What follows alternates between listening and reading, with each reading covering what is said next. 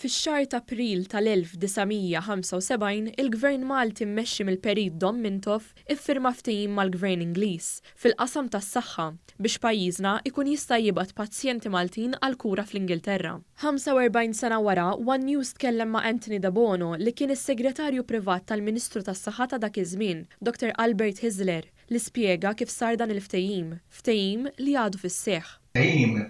Kien illi il-Gvern Malti u l-Gvern Ingliż wara taħdidiet li konna minna numru ta' ġimgħat iffirmajna dan l-agreement biex inkunu nistgħu nibagħtu nies li jkunu għandhom bżonn il-kura speċjali barra minn Malta ġifieri l-Ingilterra u ma nħallsu xejn għalihom.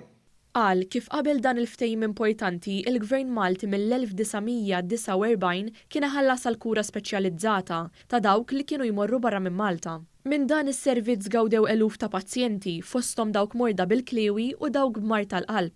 Minħabba li l-infrastruttura tal-isptar dak iż-żmien f'St. Luke's ma kienx mill-iktar avvanzata, aħna ma stajniex nagħmlu ċertu operazzjonijiet, pereżempju jekk ikollu bżonn id-dialysis tal-kidney machines ma kienx hawn laqas kidney machine waħda, allura dawk kollha li kienu jibagħtu bil-mart tal-kliewi kien ikollna nibagħtuhom barra minn Malta għal dan is-servizz. Is-Sur De Bono qal ma' One News li taħt il-Ministru Hyzler bdew isiru diversi xogħlijiet ta' rinnovazzjoni fl-isptar Boffa sabiex jingħataw kura u jirċievu trattament ta' raġġi. F'dan l-istess żmien fl-isptar San Luqa infetħu 4 swali fejn isiru l-operazzjonijiet u beda jsir taħriġ sabiex l-istudenti Maltin jibdew jispeċjalizzaw fil-qasam mediku fosthom fil-qasam tal-fiżjoterapija.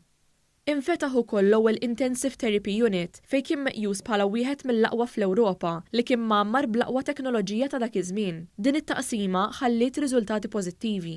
Għandna l-Intensive Therapy Unit illi għall-ewwel darba kien ġie inawgurat fil-1976 illi dan naqqas immedjatament minn 30% li kienu jmutu għal 16% niftakar.